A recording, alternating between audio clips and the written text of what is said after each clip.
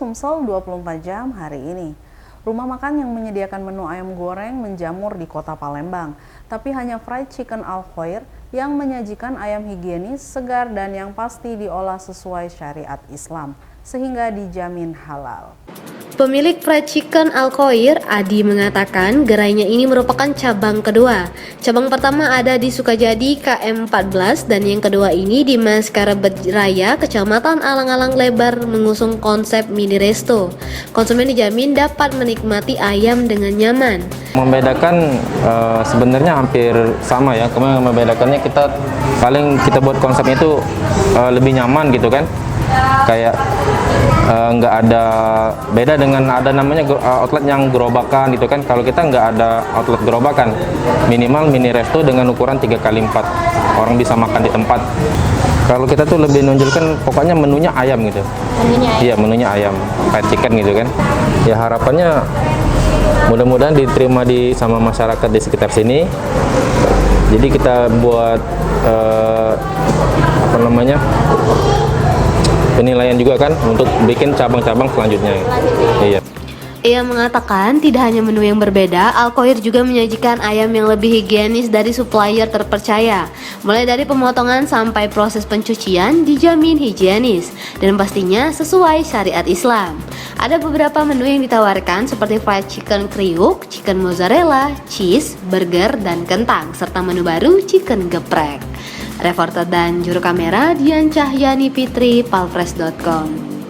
Pemirsa, Wali Kota Palembang Harno Joyo melepas keberangkatan satu truk kebaikan bermuatan penuh bahan pokok untuk korban gempa bumi di Pasaman Barat, Provinsi Sumatera Barat.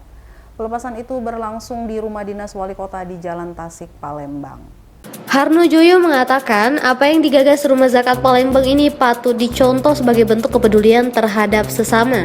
Sisihkan sebagian rezeki untuk membantu yang membutuhkan, terlebih lagi kepada saudara kita yang tertimpa bencana. Kota Palembang melaksanakan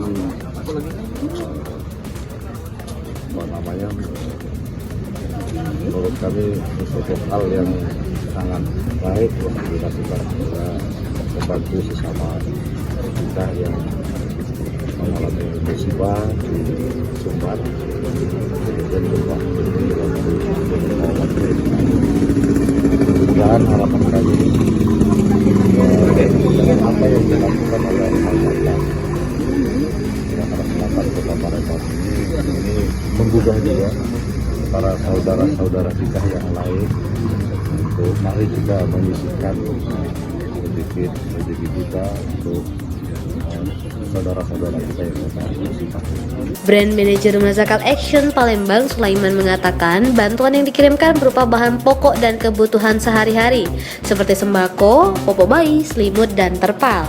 Ia berharap bantuan ini dapat meringankan beban korban bencana gempa di Sumbar. Kita dari Rumah Zakat Sumatera Selatan, hari ini kita telah diagendakan ya pelepasan truk kebaikan bersama dengan Wako Palembang ya, sedangkan mitra juga MUI, BKPRMI kan gitu, dan mitra-mitra yang lainnya. Jadi bentuk truk kebaikan ini gerakan kemanusiaan ya, seperti yang Rumah Zakat sendiri yang melakukan, kita salah satu lembaga kemanusiaan.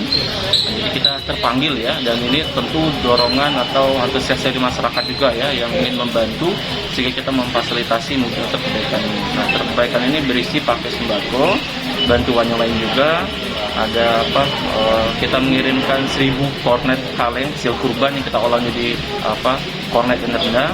Nah, harapannya kita bisa meringankan para korban saudara kita yang terkena gempa di Pasaman, Sumbar, Sumatera Barat. Reporter dan juru kamera Dian Cahyani Fitri, palfresh.com.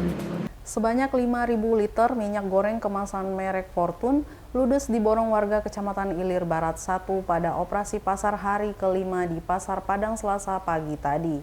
Operasi pasar tersebut digelar oleh Dinas Perdagangan Kota Palembang bekerja sama dengan PT Menara Nusantara Perkasa selaku distributor minyak goreng. Sejak pagi hari ini, para emak-emak sudah tampak memadati kawasan Pasar Padang Selasa. Mereka hendak ingin ikut dalam operasi pasar minyak goreng yang digelar oleh Dinas Perdagangan Kota Palembang bekerja sama dengan PT Menara Nusantara Perkasa selaku distributor minyak goreng. Operasi pasar minyak goreng sejenis telah dan akan dilakukan di 7 titik pasar di Kota Palembang, diantaranya Pasar Sekip, Pasar Kilometer 5, Pasar Tangga Buntung, Rusunawa, Pasar Maskarebet, Pasar Padang Selasa, dan Pasar Kilometer 12.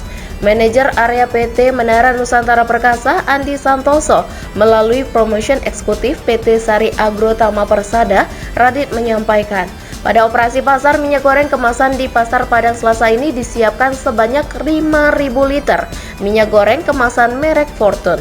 Antusias warga menurut Radit sangat tinggi, terbukti saat operasi pasar dibuka pukul 8 pagi dan pukul 9:30 sudah habis.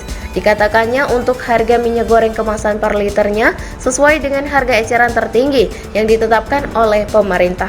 Kalau kita mulai tadi dari jam 8:15 dan ini sekarang udah habis ya, jadi pas semuanya ke masyarakat. Oh, berarti memang di sini lebih cepat ya dibanding yang lain habisnya gitu. Ya, karena memang antusias warganya sangat besar. Pertama, yang kedua kita buka 2 kasir jadi lebih cepat untuk yang hitungannya.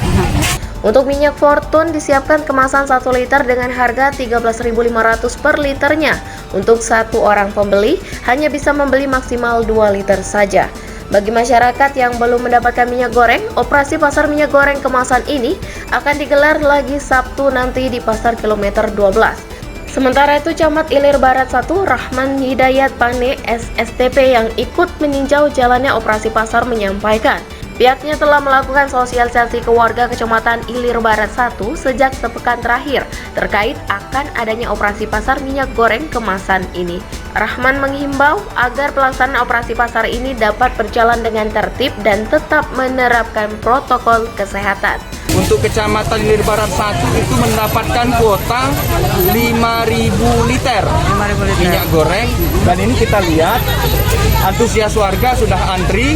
Satu warga bisa maksimal membeli 2 liter ya, atau 2 kantong yang kemasan masing-masing 1 liter. Reporter dan juru kamera Betanika Susmanda, palpres.com. Berita terakhir Sumsel 24 jam hari ini. Diduga dipicu konsleting arus listrik 2 rumah panggung di Desa Sindang Panjang, Kecamatan Tanjung Sakti Pumi, Kabupaten Lahat diamuk si jago merah hingga rata dengan tanah, dan 3 rumah lainnya rusak ringan.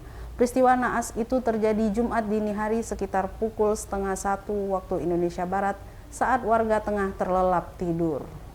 Saat warga tertidur lelap, rumah milik Armi dan Muhari, warga Desa Sidang Panjang, Kecamatan Tanjung Sakti Pumi, Kabupaten Lahat diamuk si jago merah.